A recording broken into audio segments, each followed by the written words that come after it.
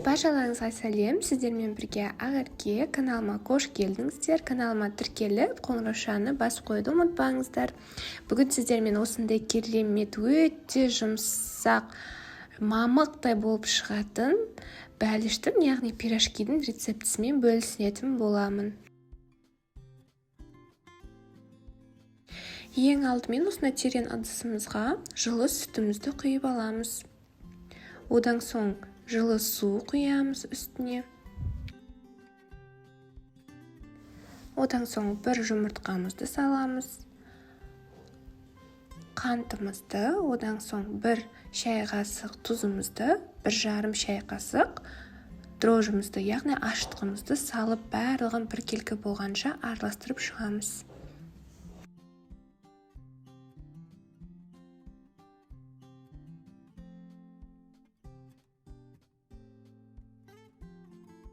Араластырып болған соң, осындай ерітілген сары майымызды құйып, жақсылап тағы бір араластырып аламыз.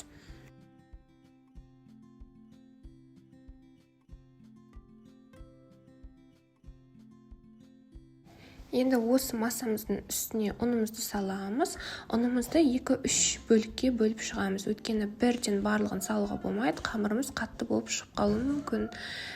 Ең басында осылай лопатканың көмегімен жүгініп, араластырып шығамыз. Одан соң қоюланғаннан кейін қолымызбен қамырды илейтін боламыз.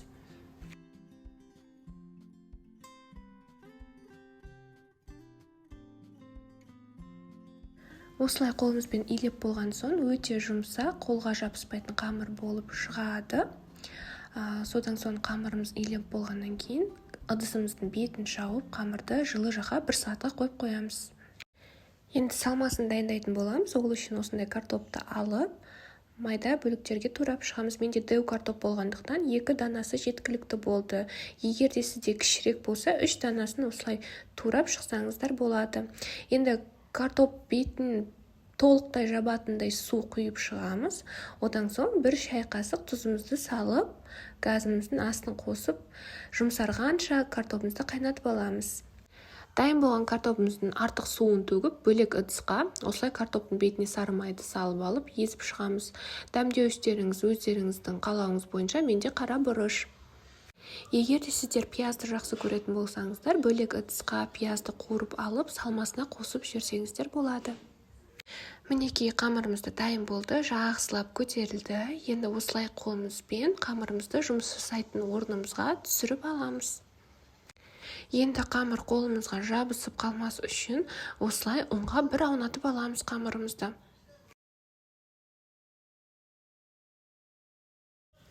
Енді қамырымызды осылай пышақпен майда бөліктерге бөліп шығамыз.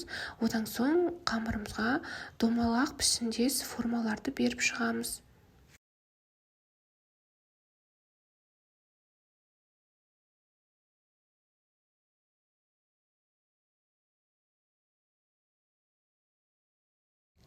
Қамырларымыз осымен дайын. Енді қамырмен жұмыс жасап жатқан кезде беті құрғап кетпес үшін бетін майлықпен жауып қоямыз.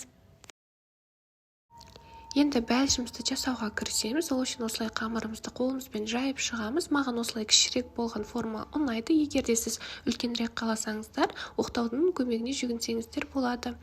Енді осылай салмасын салып, бәлішімізді жан-жағынан түйіп шығамыз. Сосын түйген жағын астына жіберіп, екі жағынан қысып жіберіп, осындай формочкаларын шығарып шығамыз. Противеннің үстіне пергамент қағазын төсеп, бәліштерімізді соның үстіне қойып шығамыз.